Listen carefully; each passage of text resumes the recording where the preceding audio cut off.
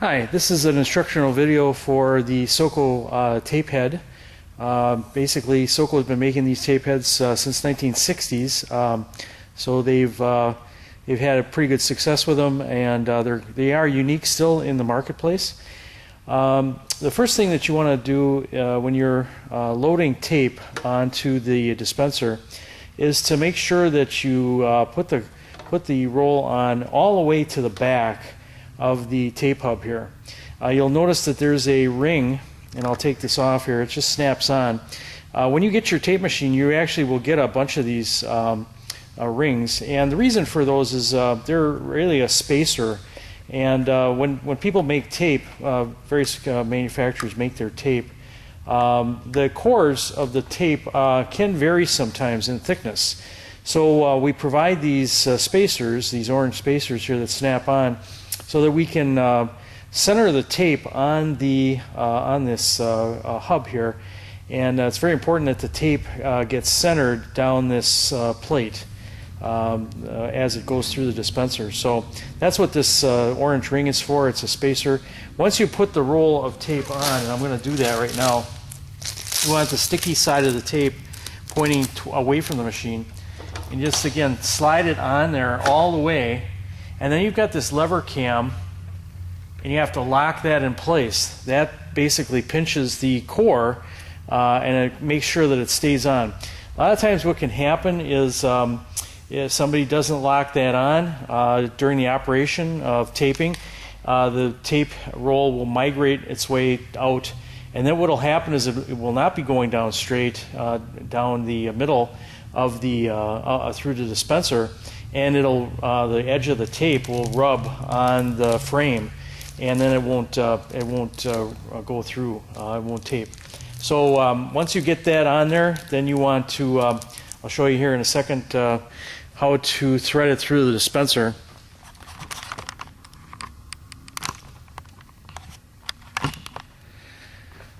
So again, what you're going to do is take the tape, and I like to fold it in half, kind of like this. And then all you're going to do is follow the cutout of the dispenser. The adhesive part of the tape only goes around this one roller here. That's called a palm roller, and it has a special coating on it and ribs on there so that the adhesive won't stick to it. And then what you want to do is pull the tape, and it goes under these two application fingers on the tape dispenser. And that's really all there is to threading the tape. Then you've got your knife right here, and you just cut that off. But the main thing is you want to make sure, again, that the roll of tape, the tape is going down the center of the plate. And I'll just show you that real quick here. If you look, the tape is centered down the middle of that plate, okay? And then you also want to follow it as it's going through the dispenser to make sure it's still centered all the way through. So again, if you have a problem with the tape getting, not coming off and applying to the box, the first thing I always look for is to make sure that it is centered on the hub here, okay, all the way on there. And then I look to see if the tape is centered down the plate and then through the rest of the dispenser rollers. If it's not, then again, you can adjust that, put more of these washers in, or take one out, just so you get it centered, because tape manufacturers aren't exactly, it's not exact science. Sometimes when they make rolls of tape, they can vary a little bit, even if they're made by the same manufacturer. So this is the first thing you want to, again, check to make sure.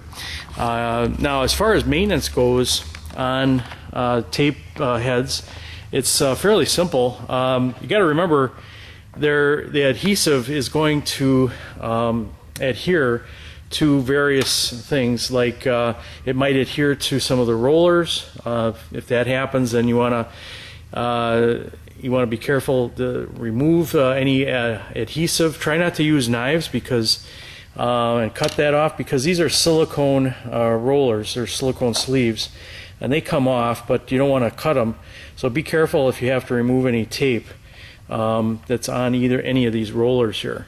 The other thing that's going to get buildup of tape is the knife itself. So the knife actually doesn't cut the tape, it actually pokes holes in it with all these teeth here in the knife, and that's what cuts the tape. So you're going to get some buildup of adhesive over time on that knife. So what we recommend doing is taking some WD-40, just spray that on the knife blade, and that'll assist in removing the tape. You also want to make sure periodically that you spray WD-40 on the springs inside the dispenser. Of course, you have this one here for the applicator unit. That's in a sleeve here. You can see that.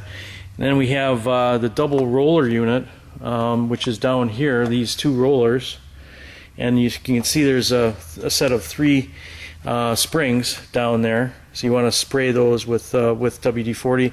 And of course, you have your knife arm springs. These are attached to the knife, and those are probably the more aggressive springs that we have. You want to spray those as well. So keeping it clean, keeping it oiled will make sure that the tape dispenser works for a long period of time. You don't have any issues with it. So the top tape dispenser, it pivots in the frame, and you can kind of see that here. Pivots. There's a quick lock, which you can see down here. These 2 pins, you squeeze those together, and then you can remove the tape head if you want, but this is what's holding it in the frame, these 2 pins, and it allows you to, again, pivot the dispenser in the frame. The bottom dispenser is the same really as the top one, except that with this one you have to lift it out of the frame. It's really just resting on a couple of bolt heads in the frame there, and you can kind of see that here as you lift it out. So they thread the same way. They're identical except for the quick lock on there. So the other things that you want to do to make sure that your machine is working properly is oil occasionally this rod here. There's some bushings that the side drives, these are your side drives here on both sides, and they ride on this bar and back and forth. So there's a bushing inside here, inside this bracket on both sides. You have the same bushing. You want to oil this rod occasionally so that the bushing is oiled, and it will assist in making sure that the drives move in and out freely on the machine. So you can see that they basically just slide back and forth in here. Okay, so they're fairly easy to move. The top assembly is on a cable system as well, like the side drives.